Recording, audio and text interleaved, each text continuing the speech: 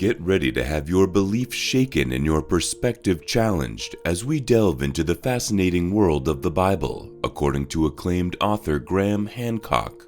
In a bold departure from tradition, Hancock questions the Bible's origins and reliability, proposing that it is not just a holy book about God, but a historical document.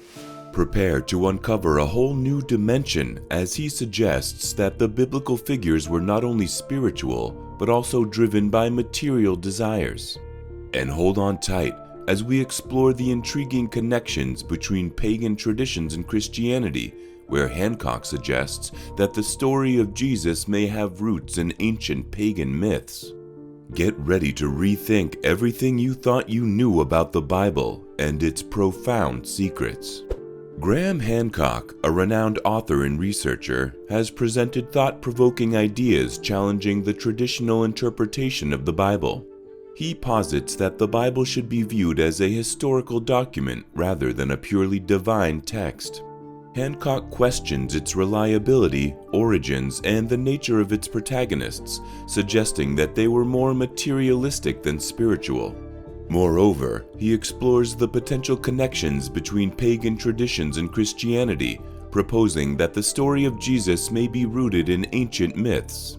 This essay delves into Hancock's assertions, examining his arguments and the implications they have for understanding the Bible as both a religious and historical text. Graham Hancock challenges the widely held belief that the Bible is solely a holy book about God, urging a shift towards viewing it as a historical document with cultural and societal influences. Hancock argues that understanding the historical context is crucial for comprehending the origins and development of biblical narratives. Hancock points out various inconsistencies and contradictions within the biblical texts, which raise questions about their accuracy and divine inspiration. He argues that these discrepancies suggest human authorship and the influence of cultural biases.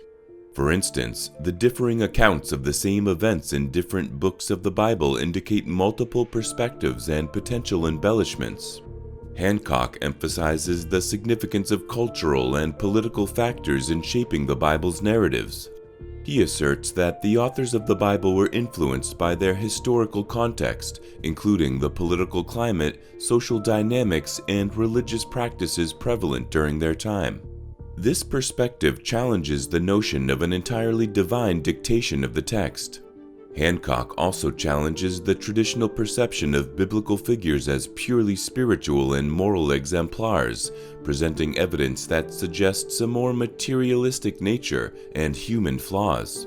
Hancock argues that the protagonists of the Bible display human characteristics and engage in political and territorial pursuits. He highlights instances of jealousy, power struggles, and conflicts among biblical figures, indicating their fallibility and earthly ambitions.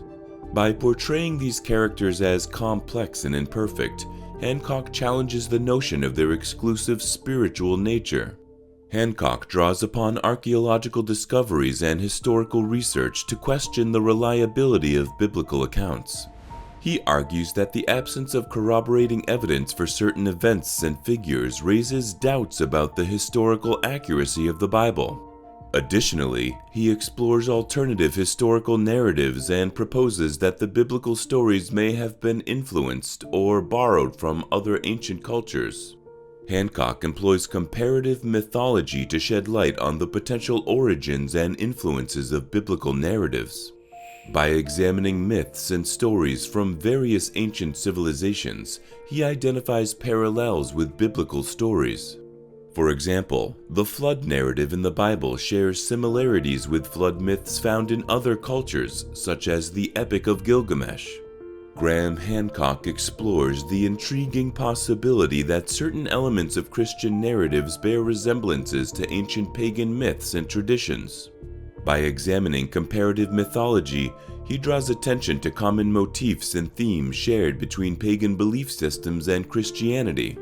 Hancock highlights the motif of virgin births and divine conceptions that appear in both pagan and Christian stories. Examples include the birth of Horus in Egyptian mythology and the birth of Perseus in Greek mythology, both of which parallel the story of Jesus' virgin birth in the New Testament. These similarities suggest the existence of pre-existing mythological templates that influenced Christian narratives. Hancock points out the recurring motif of dying and resurrecting deities in pagan traditions, which find echoes in the story of Jesus' crucifixion and resurrection. Myths such as the resurrection of Osiris in Egyptian mythology and the rebirth of Dionysus in Greek mythology share striking similarities with the resurrection narrative in Christianity. This parallel raises the possibility that early Christian beliefs and practices were influenced by earlier pagan concepts of deity sacrifice and rebirth. Hancock explores the use of symbolism and ritual practices in both pagan traditions and Christianity. He suggests that rituals such as baptism, the Eucharist, and the use of sacred symbols such as the cross may have been adapted from pre-existing pagan rituals and symbols. These practices were likely incorporated into early Christian traditions to facilitate the assimilation of converts from diverse cultural backgrounds. Hancock delves into historical records and theories that propose a significant influence of pagan beliefs and practices on the formation and development of early Christianity. Hancock argues that early Christianity emerged in a cultural environment characterized by syncretism, where diverse beliefs and traditions merged and interacted. As Christianity spread across different regions, it encountered pagan cultures with their own religious practices. To bridge the gap and facilitate conversion, Christian beliefs and rituals may have been assimilated elements from these pagan traditions, resulting in a syncretic blend of beliefs and practices. Hancock examines the adoption and adaptation of pagan festivals and holidays by early Christians. For example, the celebration of Christmas on December 25th coincides with the Roman festival of Saturnalia, which marked the winter solstice. Similarly, the timing of Easter coincides with pagan spring festivals celebrating fertility and rebirth. These practices suggest an intentional alignment of Christian observances with pre-existing pagan festivities to aid the conversion process. Hancock proposes that biblical stories, including those related to Jesus, can be interpreted as symbolic and allegorical representations of universal human experiences and spiritual truths. He suggests that these allegories draw inspiration from ancient myths and symbolize deeper philosophical concepts. Hancock explores the idea that the biblical narratives tap into archetypal patterns and symbols that resonate with the human psyche. These archetypes may be derived from collective human experiences and mythological motifs present in various cultures, including pagan traditions. By examining these archetypal patterns, Hancock highlights the interconnectedness of different religions and mythological systems. Hancock suggests that the stories and teachings in the Bible convey universal spiritual truths through symbolic language. He posits that these truths transcend specific religious boundaries and can be found in various mythological traditions, including pagan belief systems. Thus, the biblical narratives can be understood as vehicles for conveying timeless wisdom rather than literal historical accounts. The concept of the rapture, often associated with Christian eschatology, is an event believed by some Christians to be described in the Bible. The term rapture itself does not appear in the Bible, but its theological interpretation stems from passages found in the New Testament. Let's explore the biblical foundations and different interpretations surrounding the concept of the rapture. Thessalonians chapter 4 verses 16 to 17. This passage is often cited as a biblical reference to the rapture.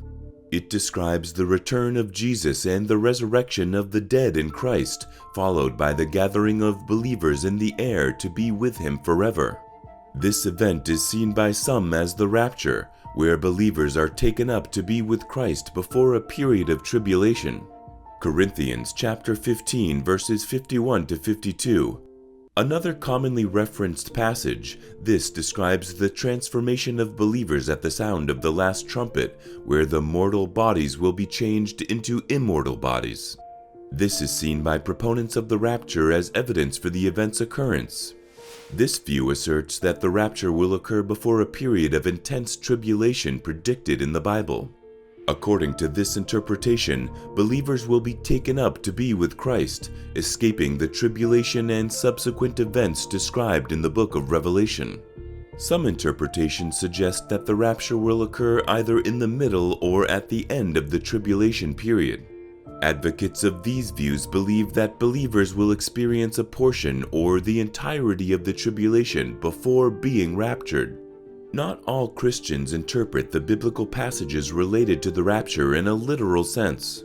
Some view the events described symbolically, representing spiritual truths or the ultimate victory of good over evil.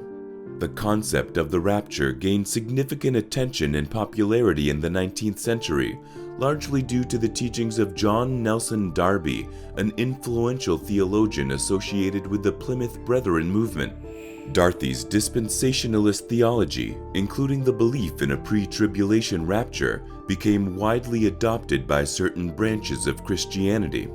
The rapture concept reached a broader audience through the popular Left Behind series of novels by Tim LaHaye and Jerry B. Jenkins. These fictional books portrayed the events surrounding the rapture and subsequent tribulation, contributing to the dissemination of the concept within popular Christian culture. It is important to note that the belief in the rapture and its timing is not universally accepted among Christians. Various interpretations and eschatological frameworks exist, reflecting the diversity of theological perspectives. Some scholars argue that the passages commonly associated with the rapture should be understood within their historical and cultural context, rather than as predictions of a future event.